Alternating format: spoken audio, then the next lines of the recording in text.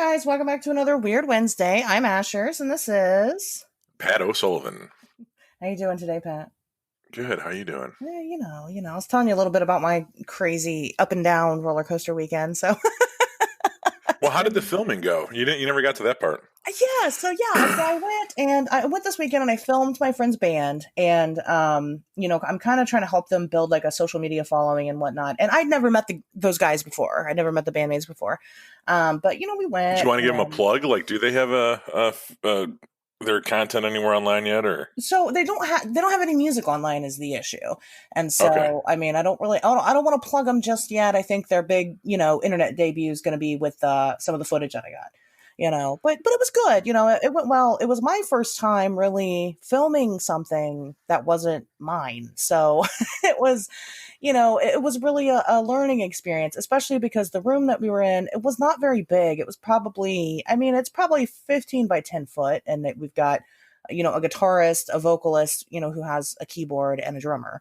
And so, I had to get really creative with the angles and whatnot, but, hopefully I did well. It was hard because I don't know their songs. So like whenever there was a part in the song where, say maybe it was the drummer's time to shine or whatever, like I would have preferred to like really, get good video of him doing his thing.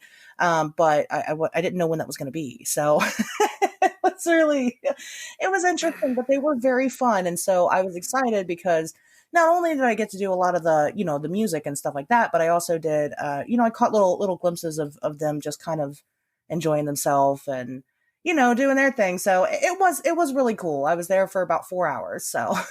Oh, that's a good afternoon. Yeah, it was. It was later that night, but no, it was pretty cool. I definitely want to go back and do it some more. Now is the hard part where I have to actually like edit the videos and stuff. What I want to do is, I've got another friend who has a recording studio locally, and I want to get all those people in touch together and then actually have them record some tracks and, go from there.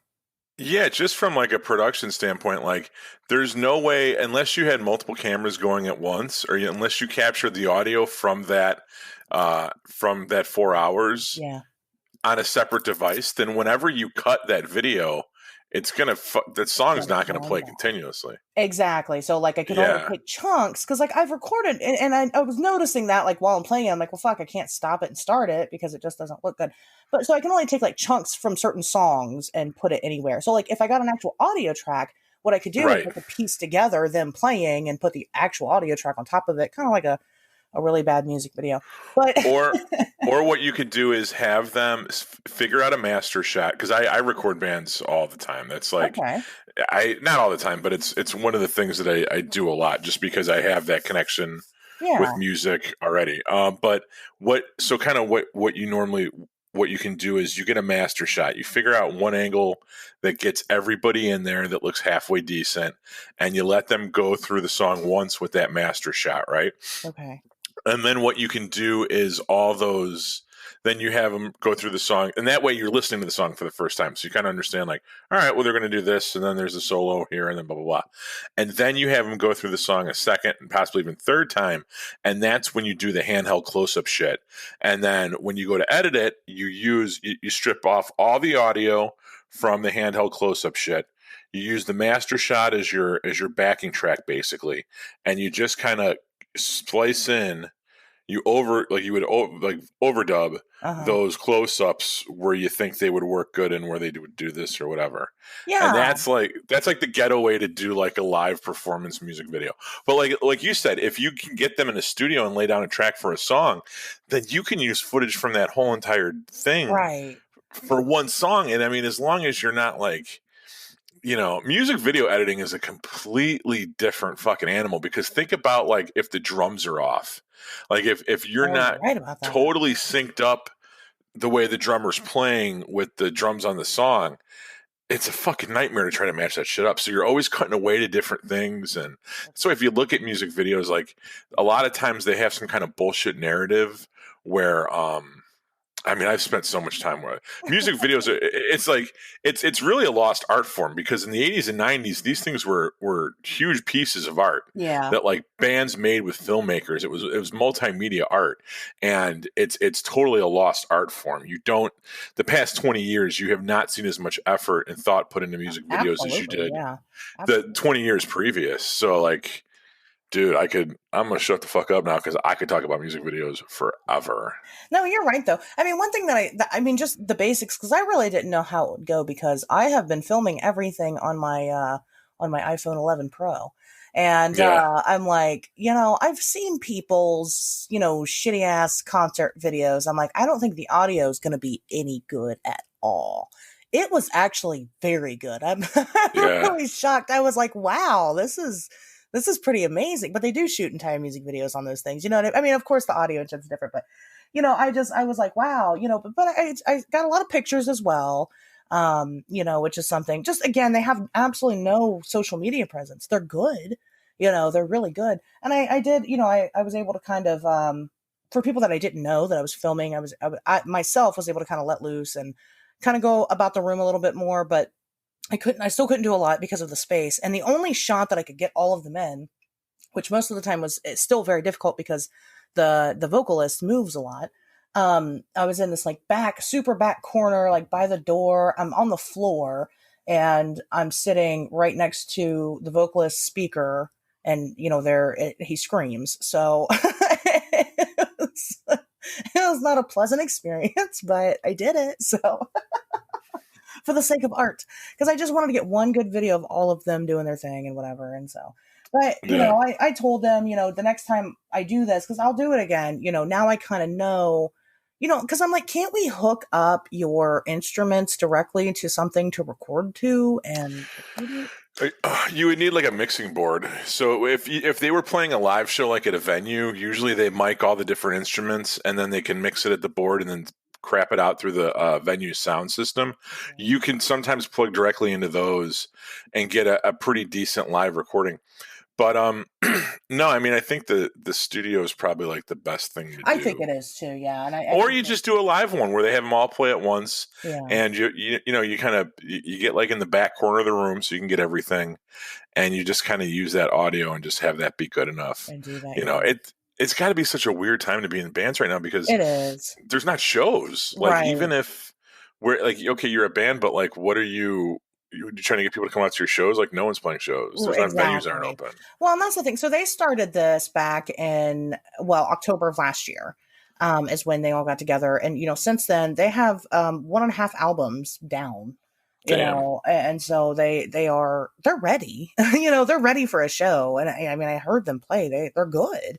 Hmm. It's just that, now that they're ready, there's nothing really for them to do except record. And I'm like, well, you guys should definitely, and he was talking, Will was talking about, money is definitely an issue. Studio time costs money, and it It's does. very expensive. Yeah. It does. But I mean, and I can't promise them that, my friend's going to cut them a deal at all. But, at the same time, you just got to do it. Well, So, one thing you could do is you take your two best songs and you record them, and then you put those up on Bandcamp or something where you can sell them, and you try to raise cash to do more. yeah. That's a good idea. Recording is like studio recording is a completely different fucking animal. It was always my least favorite aspect of being in a band because when you're live, like you can kind of fuck up and like whatever, and as long as you pretty much nail it, you can be 90 shit, you could be like 70% on Yeah. and still play a good show. Nobody When knows. you're in the Yeah. studio, you need to be 99% fucking there. Yeah. Otherwise, because that's it, man. That's the definitive version of the song. So like you could play a song one night and it sounds one way, and then you play it the next night and it sounds a different way, and all those. And if it's not recorded, then all those different versions of the song are technically Right. there's no like cornerstone that this is deviating from. But once you lock it down and you record it and you put it on an album, that's it, man. That's the way that fucking song sounds. Right. And I Right. hated that because it was like it would change so much. Like there was so much chaos and like in live performances and stuff. And Well, and like one thing that was cool, like so they've got this one song that they do, and it's really pretty. It starts off really pretty, and the whole song is really a nice song. But then the end of it is kind of their own collectively, like they all kind of freestyle. Okay. And they're show songs, so like it's meant to be played to a live audience, and it's just kind of whatever they all decide to do, and they all do. I mean, they killed it, the version I saw anyway. So I mean, but there was a lot that I learned about music that I really, because I'm not a music person like that, so I don't know. Yeah. But there's a lot that I learned. But just like looking at them, like from a marketing standpoint, they're all beautiful men. They all are. They are, and they're a fun bunch and they're good at what they do. So it's like, I don't see any reason why they wouldn't, do something well with that. And, they're all, not all of them. Will is a career musician. He's always done this, and he's been, him and the vocalist were in a band together many moons ago, and they toured together. And so, I mean, they've done this before. The drummer, I think, is a little bit newer at all this, but I don't think he's going to have any issues. So they'll get there, but they just need to, was telling them, I'm like, you guys have to learn how to social media. Like, it's not 1990 anymore. You have to know how to do this. Yeah. Like, if you really want to get your stuff out there, you live in the best time to be able to get your stuff out there. I'm like, you just got to learn how to do it. So, it's so funny because I was having the same exact conversation with a friend today, and it's hard, man, because I am somebody that, I don't hate social media, but I have wasted. I wish that I had branded myself correctly the first time. And that sounds like such a ridiculously fucking pompous thing to say, but it's the truth. Like, I think currently on Twitter, I have like 200 followers, but like my Twitter account's a year old. You think I just fucking found Twitter a year ago? No, I've had like 5 different Twitters over the course of my life, and I get them and I delete them, and I'm like, fuck this, and then I make a new one and blah blah blah. yeah. And if I had just started with social media, been like, okay, this is what and my name on Instagram is different than my name on Twitter, which is different than fucking this. Yeah. It's like, if I had sat down in the beginning and said, okay, dude, this is what you're going to call yourself. This is what your handle is going to be. Everything is going to be underneath this umbrella. Everything is going to get, you know what I mean? Yeah. It would have, I don't know what it would have done. Maybe it wouldn't have done anything. Maybe it wouldn't have even fucking mattered. But like, I know that like there's a lot of wasted opportunity in the fact that I never really did that for myself. And I attribute it to the fact that I never really gave a shit. But I also wanted to. I like to spend more time making things than like trying to like pimp myself, and right. And some people are just better at pimping themselves, and they don't really make anything. But but they're so good at pimping themselves, it doesn't matter. They're able to sell their own brand. I don't know. I think that's, if there was like, if I could hire like a social media consultant or something, or somebody just to go through like all of my movies and all of my writing. Like, I have books published on Amazon.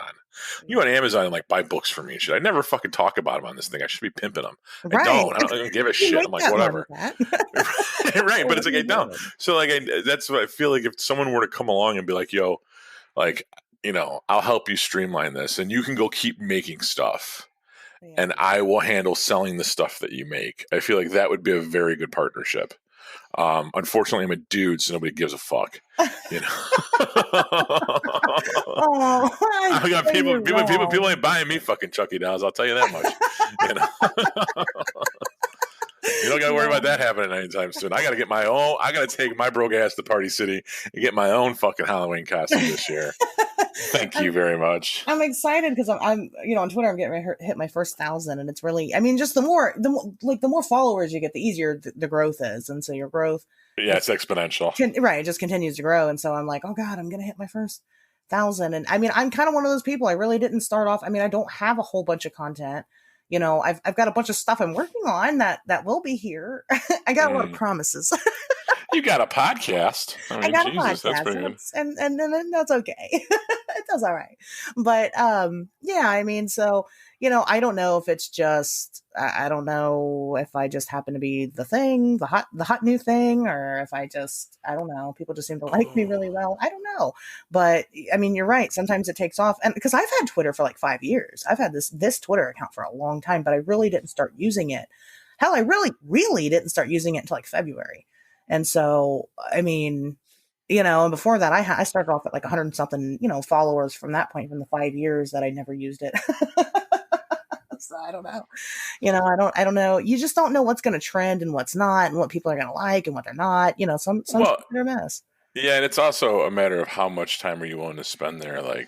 Well, because you got the I don't put it, algorithms. dude. There's I never use hashtags, and I know you're supposed to do that, and you're supposed to retweet yourself, and you're supposed to do stuff around noontime every day, and there's times that more people are on it than others and shit. And I don't know. I just feel like that's not what I want to do, man. I want to make stuff. I don't believe it at all. It's an entire job. I just sit there and try to play Twitter like it's fucking Pac-Man. Yeah. And the high score is followers. And it's okay. Yeah.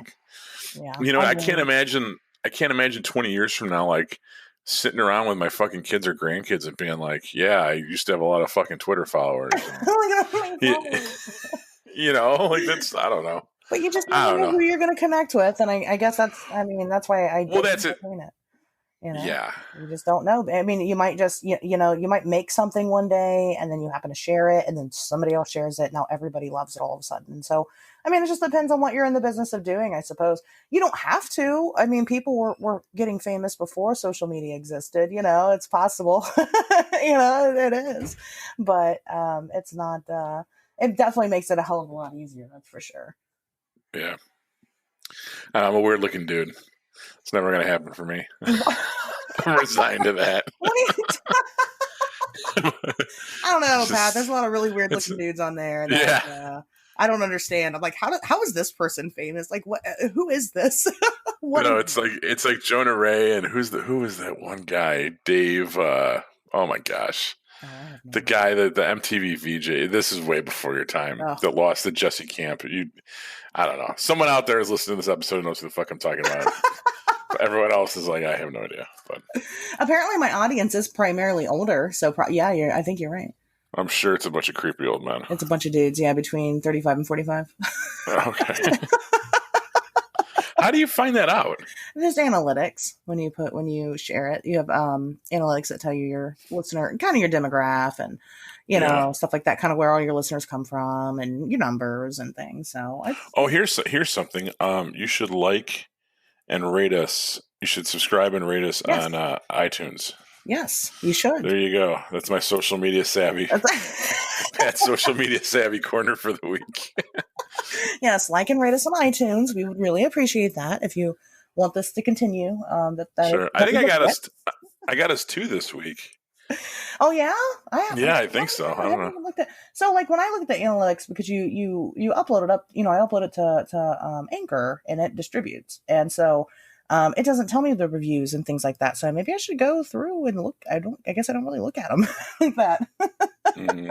I just make it because it makes me happy to make it. So, and if you guys want to listen to it, I appreciate it. I do. But for me, it's just important that I do it. We have 4 5-star ratings. Oh, okay. So that's pretty good, but I think we need a couple hundred more. Yeah, if we're gonna eclipse Joe Rogan. Yeah, we got. Oh yeah, fuck Joe Rogan. We're way cooler than Joe Rogan. That's. I shouldn't say fuck Joe Rogan, but why? What's gonna happen? No one gives a shit. He's not gonna show up at your door. I'm gonna get canceled. Right. People are gonna stand for Joe Rogan. They're like, that Asher's bitch hates Joe Rogan. I don't hate him. He's just not, I don't have time to sit around for 3 hours listening to his shit. So anyway, on that note, you guys probably don't either. So let's move it along. Let's get into today's, this week's topic. So last week we had covered, the Thunderbirds and, which are basically these, larger than life, birds that, could possibly be a species of extinct or an extinct species, or, maybe something we've never discovered before. Either way, we thought a good segue from that would be talking about cryptid dinosaurs and, the possibility of, do we still have these prehistoric beasts walking around? We'll start with the matter of opinion. Pat, what do you think? Do you think that there's anything to this at all? You know what? I honestly, this, and I know I don't want to get into next week's topic because I know the two are dangerously close. We'll probably talk about that a little bit, but not too much. Yeah. So, but honestly, my perception of a lot of this stuff changed in the course of researching this episode, which is very cool. Uh-huh. It's very nice to kind of, it's fun. It's a fun topic. Yeah, and to learn something from putting these episodes together, and to have the just doing the prep work for the episode alone be enough to change you. It makes you have to sit down and do it, and it's like it's not like you're not interested in it. It's just, as adults, we have other stuff to do all the time. So right. So I think originally what your question was is it possible for species that were in their heyday 66 million years ago to still be alive and kind of undiscovered, or is it possible that species once thought extinct are still alive in some corner of the globe? And when you ask that question, that's kind of like, could these things be around this long, and then could they disappear? How would something fall off our radar? Well, we know that there's a lot of things that aren't on our radar. We know that there's a lot of corners of the globe, especially when you're talking about underwater, that aren't explored and that we don't spend a lot of time and energy, going into.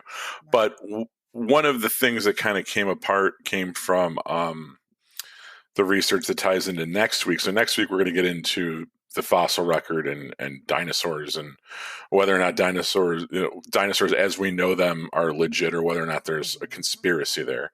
I think the show title should be like "Dinosaurs!" The ultimate conspiracy. Whether or not the fossil record is right in the first place. So is it really that this, like one of the creatures you want to talk about with the coelacanth, which is a really old fish. Yeah. But they thought that it was like 65 million years old. Yeah. Well, and but they found it in 1938. They found species of it alive in 1938. Well, I guess a better question is, are we really sure that it was 65 million years old? Okay. Are we really sure that like these things are actually that old? And when they kind of pop up on our radar in modern day, it's very, oh, gee whiz, can you believe it? It's been alive for 65 million years. Well, what if it hasn't been? What if it's only been a couple thousand years? And that's where you get into debating the fossil record, and that's next week's episode. So I kind of want to try to differentiate the two, but I'm starting to believe that maybe the whole 65 million years thing is a little sketchier than I thought it was. The arguments for the world being a lot younger. I always liked the idea of a much older world with different civilizations that kind of peaked and fell, and different cataclysms, and maybe we were all flying 20,000 years ago. We had flying cars, and then something happened, and now the clock got reset, and then we had to start over again and shit. That's kind of what I like to believe back in the day. But after seeing some of the research that I did for the show and next week's episode, it's kind of more like, well, maybe not. Maybe it was more linear than cyclical, is what you're saying? Yeah, I mean, I think at least it's if you're going to open your mind to alternative Earth history theories, I think we're always willing to go longer. We're always willing to believe. I just reorganized my fucking back room here. Graham Hancock wrote this book about the different North American civilizations, the rise and fall, and most archaeologists will tell you that mankind has existed in North America for about 18 to 20,000 years. Okay. And he found evidence that went back and said, no, it's we can find stuff that goes back 25, 30, 35,000 years. Okay. And that there was a different migration. There was different migrations that came and kind of developed. And then there was a glacier that moved across North America and wiped out a lot of people. And that kind of formed the Grand Canyons and the Great Lakes and shit like that. And that was the byproduct of a asteroid that hit the North Pole. Dude, I am way off. We're not even talking about the fucking old fish right now. Back to the old fish. I am just gonna fucking shut the fuck up. Let me give you an easier leeway into the topic. let me bring you back down for a second to. I swear I didn't get high today either. Oh, don't lie like that to me. That's just weird. I got high today. Responsive to clear. So, okay, So when you say, dinosaur cryptids, people are thinking like the T-Rex and the Triceratops are walking around, right? Not Right. necessarily. A really big No. example and a really well-known example of dinosaur cryptids are lake monsters. Yes. Most of the time, what are they? People describe them as what? Plesiosaurs, right? So we think that there's a Right. possibility that species is still around. Well, that's one of them. There's so many lake monsters. My gosh, I was getting into them for this episode, and there's just so fucking many. Like every lake has a monster in it. Even ponds have monsters somehow. But it's not all that unrealistic. So if we do have the big fish, what is it? I can't pronounce it. The Coelacanth. Yeah. Yeah, that guy. But if he existed and say he was, 65 million years old, then why couldn't the Right. plesiosaur? And so that's kind of the evidence for that. And especially if they're a migratory species, like we think, the rivers and the lakes and things. Well, the lakes usually, feed into rivers feed into the ocean. So, I mean, all the water's connected, right? So, I mean, they could come in and out of, between freshwater and saltwater. I actually read a couple of interesting articles. This is years ago, though. So, I mean, half of this might be bullshit. But there was a manatee found living in a lake. And, I mean, that's not bullshit. But, like, if you look, there's, like, pictures of this manatee. And it's, like, covered in algae. And it was, like, living in this lake. And so the reason why that was so large is because the manatee is a fresh or a saltwater fish, or mammal. And so if it could adapt to living in a lake for however long it was living long enough to grow algae on its body, then, again, we can have these species of animals that can do the same thing that we just don't know about. So that's probably the most famous example of these quote unquote living dinosaurs to this day. And could they have survived? Well, if we're talking about, a meteor hitting or, hitting the earth and taking out these creatures, and that's, what we kind of commonly believe happened with the dinosaurs, then the most likely culprits to be able to survive in that type of environment would be ones that live in the water, and so that 100%. right. Yeah. I mean, so that, there's something to that. I would think. There's just so much. There's so many sightings and legends, and lake monsters go back to the fucking beginning of man. They've always been here. We've got video evidence. I mean, what more do we need besides a whole ass body, to say that these things are real? Well, so I think we're going to keep coming back to the coelacanth because it's the perfect example of science being wrong. It's the best evidence, right? Yeah, because once again, it was thought extinct. Found in 1938, and now they're in zoos and shit. So, like, we were convinced that these things were dinosaurs, that they were from millions and millions of years ago, and then found alive and well 80 years ago. And now we've kind of taken them in and repopulated them, and they're very fucking common. Right. So, what's I think the kind of narrative that we see pop up on this show a lot is science kind of subscribing to one paradigm and then that being proven wrong. Right. But what's interesting is that I feel like that doesn't happen anymore. I feel like we're way, like 100 years ago, things were more loosey-goosey, and I think science was new, and I don't know why that is. And there's some theories as to why. Maybe it has to do more with money than anything. But I feel like the science and what our concept of history was more malleable back then. And we allowed for different explanations and for theories and for us to realize that, we thought the earth was flat, now we know it's round. Or, we thought the earth was the center of the universe, and now we know it's not. And I mean, when it comes down, like, you talk about dinosaurs in general, they didn't exist until 1824. Nobody, there was no concept of these prehistoric creatures before then. Right. That's only 200 years. Right. So it's only been 200. Yeah, it's only been 200 years that science said that these things that had our progression the way it was, that had our fossil record where it was. That's relatively new, especially when you look at like our understanding of the universe and how that changed. You go back and take a 200-year period and look at how we thought the cosmos worked at point A versus 200 years later, and they're completely polar opposites, right? But I don't see things changing that much now. Like, I feel like if new evidence came out that suggested something that, once again, we were wrong, right? And I don't know if we'd be so quick to discover it or if we'd suppress it. You know? That's true. If we would be able to accept that that's what it is. Right. You know. Right. And maybe that's just paranoia. Maybe we're more paranoid now than we used to be, or especially two goofballs that do a fucking paranormal podcast are. But, you know, I think it's really interesting that, like, all of these people in our generation, all of these concepts that we have about evolution and where these creatures came from and what's extinct and what's not, they're all very, very new.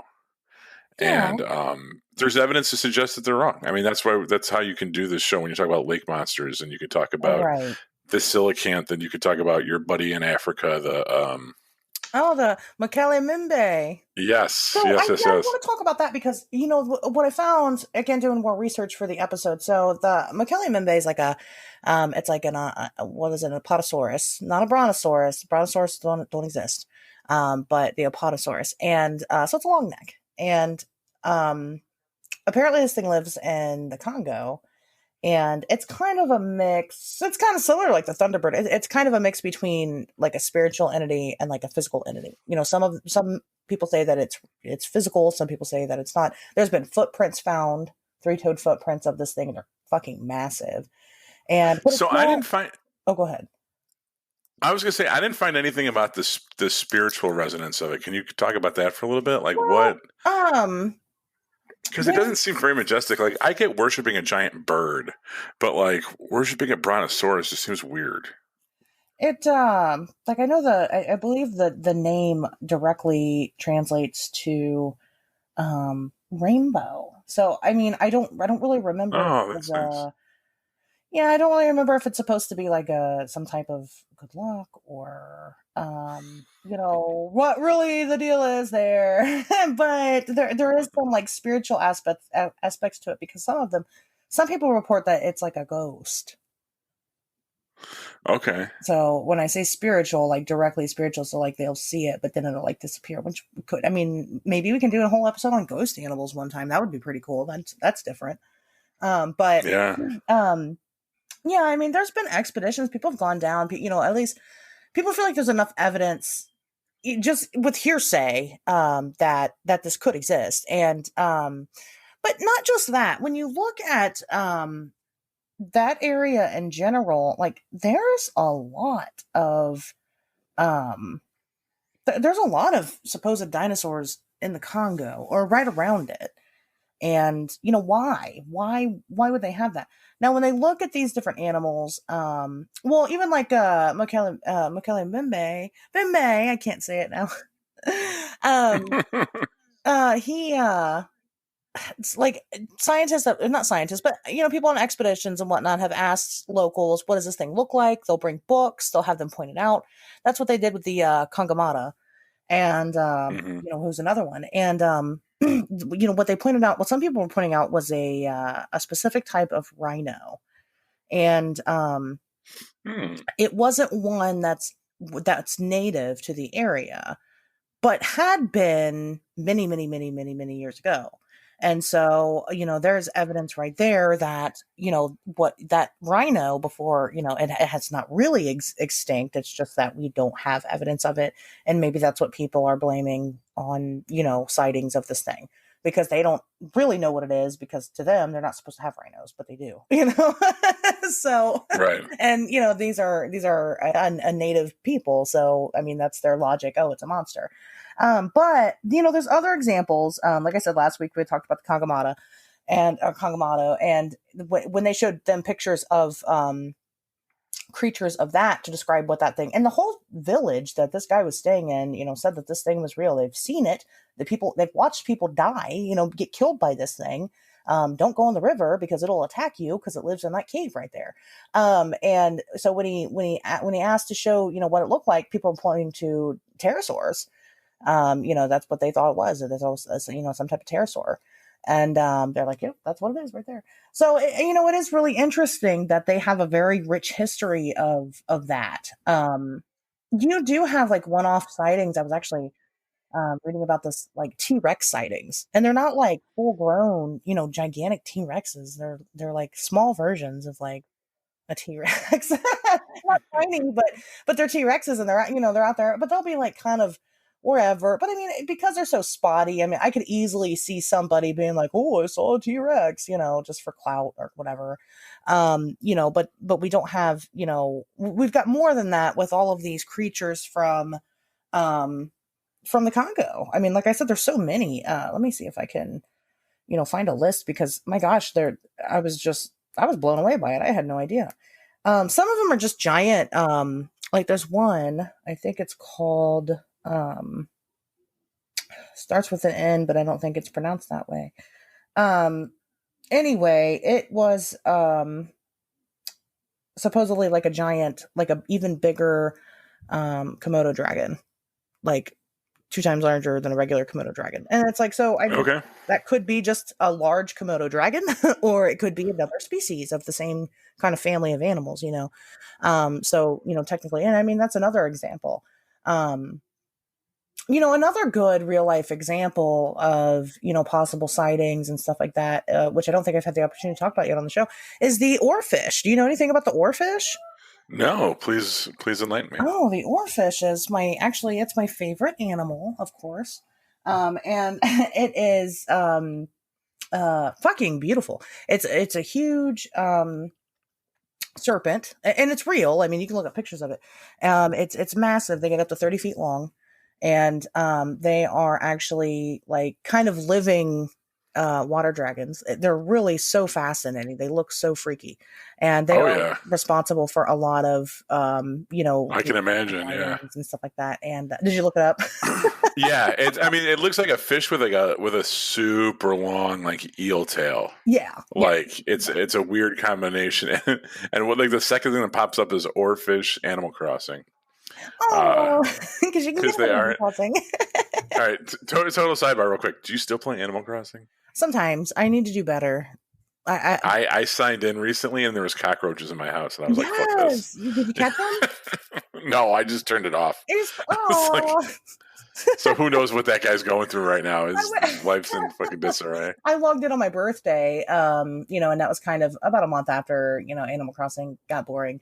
And then, I did my birthday stuff, and it was really very, very sweet. I highly suggest everybody do it. But no, I like to get on every once in a while, and then it'll be cool for like another week, and then it'll get boring again. And anyway, but yeah, the oarfish is, like I said, it's basically a giant dragon. And they're very fascinating creatures. They swim. You look at the serpent body. Well, you think, it swims like a snake. It does not. It swims vertically. It swims up and down. That's how it moves. And it's a deep water. It's way down there. So the only time they really come to the surface is when they're dying. They mate. Yeah. They mate for life. And so if their partner fish is dying, they will surface themselves on purpose and commit suicide. And it's a really fascinating creature. However, what I was saying was that, they are, to the Chinese, they were dragons. That's what they thought they were. They had no idea. Mm-hmm. And so, how did that story then translate from, once we found out that this was an actual species of animal and we accepted it and was like, hey, it's not a dragon, it's just a fish. But how many stories were still told throughout family and culture and things like that, still proclaiming these things as such? And, does that story still go on today? Well, there was, that's always a very interesting thing to bring up, because you got to wonder, it's like, okay, well, this stuff was talked about and Chinese thought these things were dragons. Is it embellishment, or were they just fucking stupid?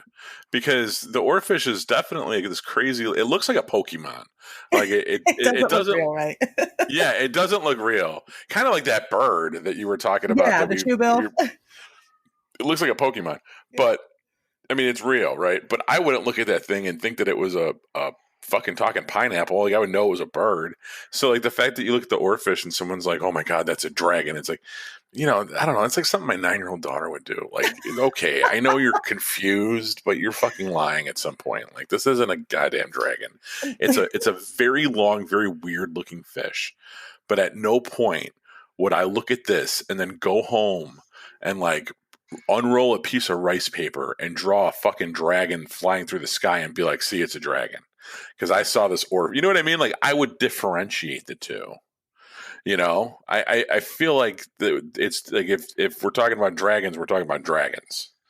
And the oarfish are weird looking. Don't get me wrong. But are they responsible for dragons? No. I don't know. The oarfish is pretty dragon-like. Not looking at the pictures of them dead, but looking at them, trying to see them in their natural habitat. Because when they're dead, they lose all their color and they don't look even close to the same as when they're alive.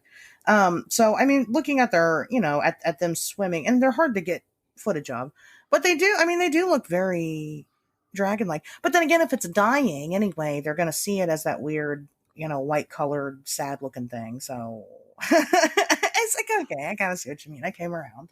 Well, let's talk about dragons for a second. So, like, do you think the explanation that I had heard was that dragons weren't real, obviously, but that people found dinosaur bones? The Chinese or people would find dinosaur bones, and they would look at these fucking things and be like, "Jesus, what are these?"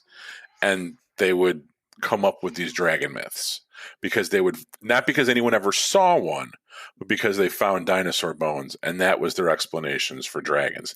Now, what was interesting, once again, to tease next week's creationism episode, is that they actually, when you listen to these fundamental Christians, they'll say, "Oh no, dragons are real." And that's part of it. And that, like, yes, when you hear about people talking about dragons, they're actually talking about literal dragons. Dragons were real. They existed about 1,000 years ago, and we killed them all off. So where do you stand on something like dragons, which I guess would be kind of a cryptid dinosaur thing? Yeah, I don't think that there's enough evidence for dragons. I mean, then again, are definitely prevalent in folklore in multiple cultures. I mean, well, that's true. That's a good point. That's true. I mean, so maybe they had to have come from somewhere. Well, if what we're saying, if there's a possibility that that we lived with these prehistoric creatures like dinosaurs, and they weren't as old as we thought they were, then yes, I could see us living alongside something that's, a dinosaur or a dragon that's like, akin to a dragon, but like a fire breathing, living on top of a mountain, stealing the princess dragon. No, no, probably not. Probably just some type of weird dinosaur, weird species that, with time and age, they ended up morphing the story into something else, like the oarfish. I think that's a very good possibility, but I don't think that I don't think dragons exist. I have never seen any evidence for them anyway. Mm-hmm. So, I mean, probably not. But there are people that do believe that's a possibility. One of my friends, which I'm sure I've talked about her before on the show, I'm not sure. She owns an oddity shop here locally. It's where I film my TV show at. And she has all kinds of really cool stuff. One of the things that she has that I'm interested in purchasing is a dragon skeleton. It's not very big, but really, yeah. Oh, she's got like 3 of them, and they're not real dragons. I believe she makes them, but they're made out of real bones. So, I mean, right. But she took like a lizard and some bird parts and just like kind of put them together, right? Put them all together. And so, if you took that quote unquote dragon skeleton and you buried it and you had somebody come dig it up in 500 years, or even 100 years, they'd be like, "Oh, what is this? It's a dragon." That's so, I kind of see what you're saying about, them piecing together bones of dinosaurs to maybe think that, that was the logic. This has got to be a dragon. And it very well could be. What else would you think a pterodactyl was if you found the bones but didn't know what it was? You didn't have any other explanation. If you came across that skeleton and there's no history of this thing ever existing, you'd have to summarize it to something. Yeah, I'm trying to look it up right now. I wish I had, but I think there was one dinosaur, and it might have been like the Stegosaurus or something. It was one of the more popular dinosaurs that they found out wasn't real. And yeah. It was because bones were laid on top of each other. And you know what I mean? It was two different layers. But when they found all the bones together in one pile, they thought it was the same dinosaur. And they put it together, and then science proved a couple decades later that, no, that's not actually. You had two different things that just were on top of each other. Yeah, that is. But I'm not seeing Stegosaurus, but I could have swore I heard that somewhere. Yeah, I have heard that somewhere. I don't remember what it was. It was something that was very popular. Well, just like I said, the brontosaur is not a real dinosaur. We are like, oh, it's a brontosaur or whatever, or it's a brachiosaur. Those things don't exist. It's just that everybody found these bones and like tried to name them at the same time, and it's actually the Apatosaurus. It's all the same species. So, which would be fucking wild. I mean, gosh, if Michele Bimbe, if he exists, if he's out there, I mean, how fucking wild would that be? They're just bizarre looking creatures. I mean, if we did find something like that, it would just be insane. And they're herbivores. I mean, that species, and they eat plants, so it's not like there's any shortage of food going around for it. Right. We wouldn't know based off of, and actually there's a specific, I don't remember the species of plant. There's a specific species of plant that we believe that it ate, which is very prevalent in that area. So, it's, if any of the dinosaurs are going to exist, it's going to be those. It's going to be one of the lake monsters, the plesiosaur. It's going to be something that can fly again. It's got to be things that can avoid humans, because we'll kill it. Right. We'll kill it or capture it, or it'll be known about and studied and named. So if you're talking about a cryptid, it's got to be something that can evade detection very well, either because of its location or because of its abilities. Right. And when you talk about all these things in the Congo and why it seems that they gravitate towards the Congo, because we don't go in there. Right.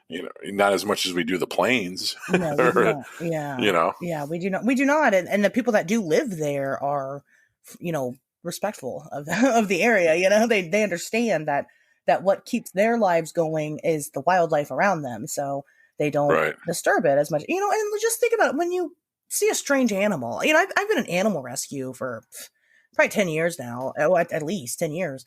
And, when you approach a strange animal, your first thought, and and one of the first things you're taught as a kid when approaching a wild animal or anything like that is that it's scared of you. It is going to be reactionary because it's scared of you. So, like, if a fucking raccoon can learn that we're dangerous and avoid us, why can't a fucking 35-foot dinosaur? Right. Why can't it learn that we are?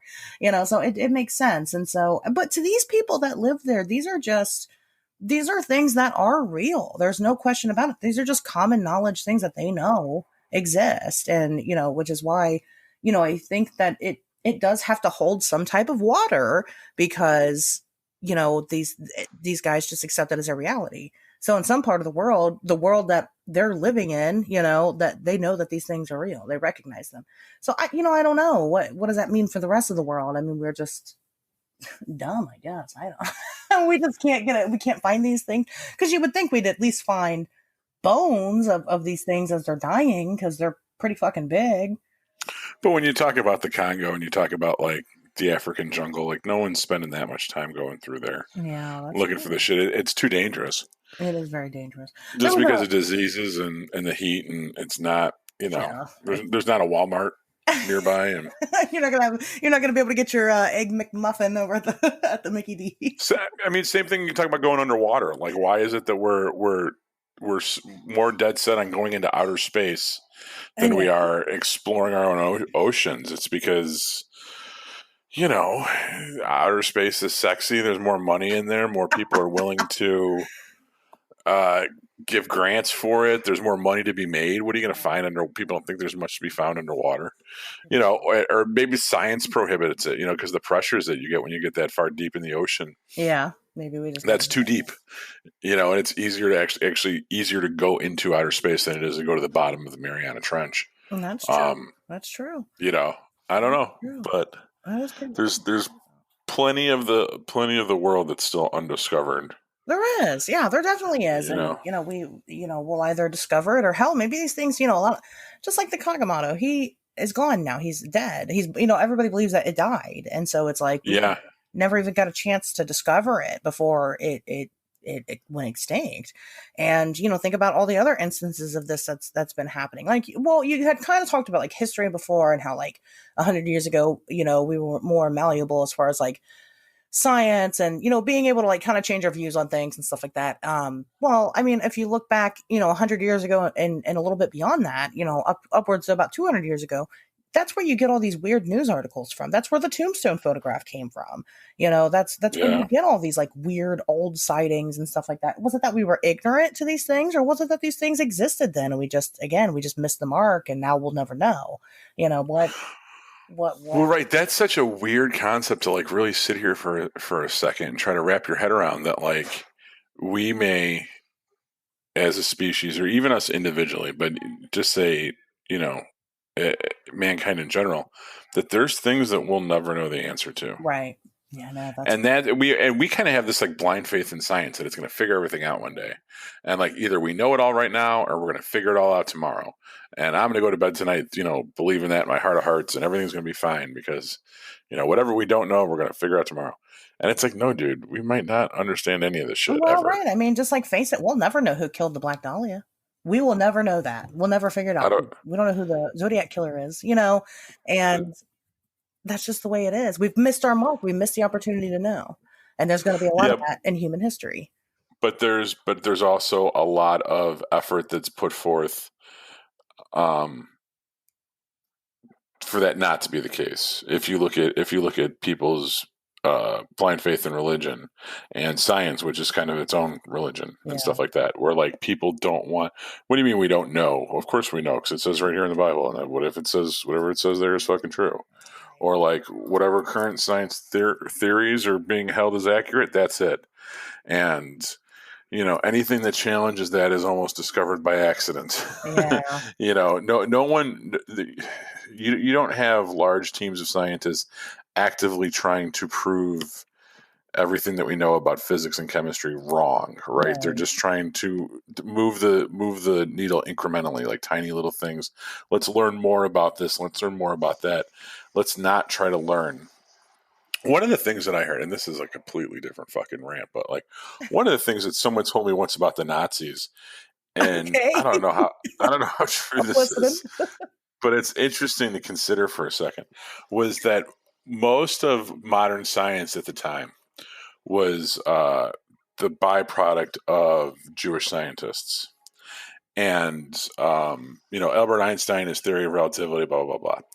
And they were so dead set against the Jews. Right. Well, yeah. That they threw all of that out the fucking window. Okay. And said, no, we're not going to even, this can't be right. It can't be right if for no other reason than Einstein was a fucking Jew. There's no possible way that this guy knew what the fuck he was talking about or came even close to the truth. So open up your mind. Whatever anything else can come up with, we're going to explore and we're going to treat as being just as plausible as what this idiot's saying. And that led to some very interesting discoveries and took them in different directions. And that's why some of the shit they came up with was so left field and out of nowhere, was because they refused to believe modern science. Well, that's really interesting. Yeah, I don't know how true that is. Mm-hmm. It could have been just something that, I don't know, someone got drunk and told me at a party once. But like, it's interesting to consider that like there could be. I mean, it's a shame that it came from a place of hatred and contempt, but that there's, you know, seismic leaps and advances to be made if you just like don't follow the norm. You know what I mean? If you just don't believe what the prescribed theory is, and you open up your mind to completely give everything a shot. And really just see what works and what doesn't, and what you might be able to discover. Yeah, I did. I kind of did a bunch of research. I mean, I've kind of done a bunch of research on Nazi Germany, you know, because I was an edgy teenager. But I did a bunch kind of recently I was a bad person. But like I was doing stuff on like the experiments and stuff like that they did. And I know that it's kind of been I don't think we ever did the episode. I don't know. I've had so many podcast episodes now. But me and Ivy were talking about doing an episode on human experimentation and just in general unethical experiments and things carried out in the sake of science. And so I could believe that about the Einstein thing because Einstein was so fresh then, it was still very, I mean, he was still alive during right. that, Exactly. So, that would really make a lot of sense. And he was from Germany. So, that would make a lot of sense because, Hitler was kind of trying to push this narrative of, eugenics and, eradicating an entire race. And in order to do that, I mean, I think kind of a religious aspect would be a good way to go about doing that, obviously, because he achieved it pretty well. I mean, for the most part, and that's really interesting. Maybe we'll kind of get into that one day. Well, especially now have you heard about what's going on supposedly in the ICE detention centers? Oh yeah.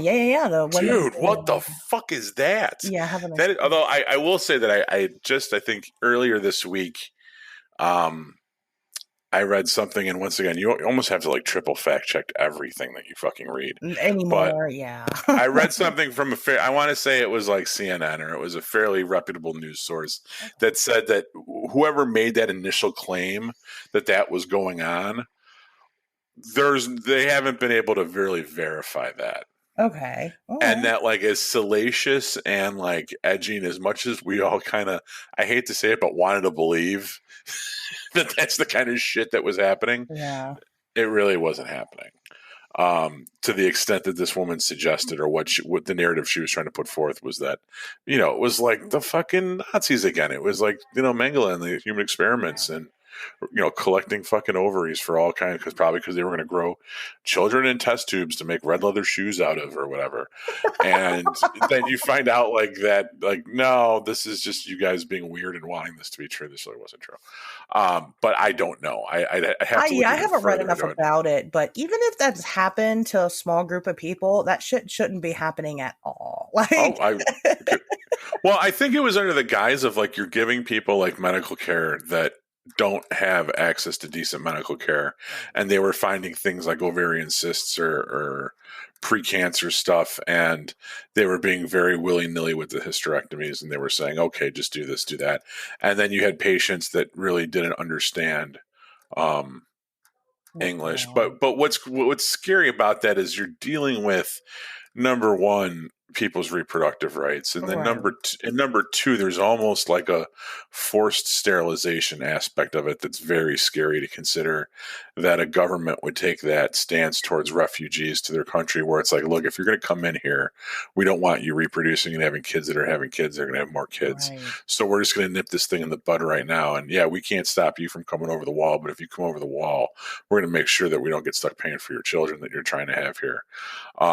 Which is really fucking cold-blooded, Yeah, it really is. It's really horrifying. Really, it is. It is. And I think that's why is when someone made that claim, it just fucking exploded the way it did. Yeah. But I don't know if there's been enough, if anyone's really been able to back that up. But once again, if you want, another topic for another day.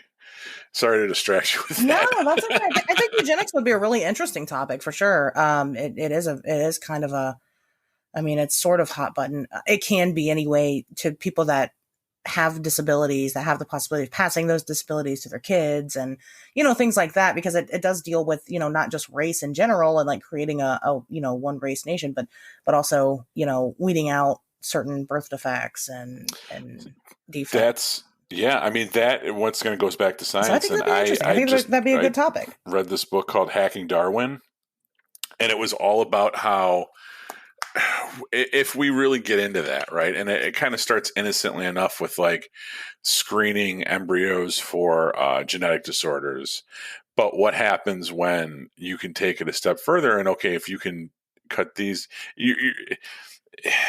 it starts out very innocently, but it can really turn into crazy genetic engineering programs, and when you have different countries competing against each other, because why would one country, if one country could have the ability to have genetically superior person, what if someone's going to do this, why wouldn't you want it to be us? Right. If it's a matter of we do it or China does it, why are you going to let them do it first and beat us? Right. That's very true. Right? No, we have to do it, and then it turns into like an arms race, a genetic arms race. Right. And it can affect the Olympics, it can affect sports, it can affect soldiers on the field, all kinds of shit. Yeah, all kinds of shit. And whole nother box. right. Box. It is. You're right. Nothing to do with that. Has nothing to do with the coelacanth at all. That crazy old fish. This really important old fish that we discovered. It is. I'll come back to that. It was a very, very, very important discovery when it happened. It was very solid. Now we do have small species of other things like just on a microbiological level of things that have existed throughout time, obviously. But this was like the first time that we really had something that was even anywhere close to like our realm of living when we discovered that this thing had lived, had survived this long. And why, why a fish? Well, I guess I said that already. If it's going to be in water, it's got better chances of survival than anything. Right. But we see that because we do have we have other really old species of like jellyfish and, clams. If you look, like, I think the oldest living thing in the world, I believe, is some type of, fucking ugly as hell clam. And like, it's not going to be humans. So, it was a very important discovery as far as like bridging that gap between the possibility of, kind of had us questioning things about prehistoric life and what we knew and, all that. So, again, going back to the question of, is it possible that we have dinosaurs to this day? Yeah, why not? I mean, if the fish can do it, it's been proven that it can be done. So why couldn't it continue to be done? Why couldn't we repeat that again? Is it possible that dinosaurs have just lived alongside of us and maybe they've gone extinct since then? Maybe. We'll have to talk about that next episode. Ooh, look at you. You know what you're doing. I try. But we'll get there. But there are some really interesting, I really didn't get to cover a lot of the Dino Cryptids because, for the most part, they're so spotty and there's not enough. And I don't want to go too deep into like lake monsters because I would like to cover them. I would like to cover some of the bigger ones individually because there's just so much evidence for some of them that, I personally like. And it's one of my soft spots. So I'd like to do it a little more justice than that. But there's a lot, guys. If you're interested, definitely, get on and look them up and see, what kinds of things you can find because, it is, again, the kid in me would love to believe that there's dinosaurs out there stomping around. I think that'd be pretty cool. I think, yeah. And I think my takeaway is that, and this is once again teasing next week. What makes a dinosaur a dinosaur? Because the coelacanth was considered a dinosaur. Now it's a fish. And no, it's not. Yeah. It's a fish that you can see at SeaWorld next to an abused whale or whatever. Oh, no. Like, it's just, I mean, it's all the name kind of, we try to name these things and we give these perceptions that aren't always accurate, and I guess just, be careful what you name things because you could be wrong. I didn't mention this yet, but the International Cryptozoology Museum in Portland, Maine, their logo is the coelacanth. Oh. He's like kind of like their mascot. So again, it is a really important. It's one of those big discoveries in cryptozoology history. It really is. I don't want to seem like we've downplayed it at all, but we probably not at all. Not at all. I'd say if you take away nothing from this episode, it's that research that fish and not dinosaur. Not dinosaur, not cryptid fish. Research that fish. And see how wrong we were because we were absolutely right. We were absolutely wrong. And that's like kind of one of the, that's not just being like, oh, you could be wrong. We were like, oh shit, we really missed the mark. Oops. Right. You know, so yeah. Anyway, I don't think I really have anything else to say about these dinosaurs. Do you? Nope, I'm good. Anything to add? All right, guys. Well, next week we're going to talk about, you know, kind of, we're going to question the dinosaurs, and I'm excited to tell you guys all about the Creationism Museum that we have close by, and that'll be interesting. So we'll get into all the crazy next week. So if you're into religion and conspiracies, you know, we'll be here. So I'm looking forward to it. I'm excited. I think it'll be a fun topic. But either way, we'll see you guys next Wednesday. Take care.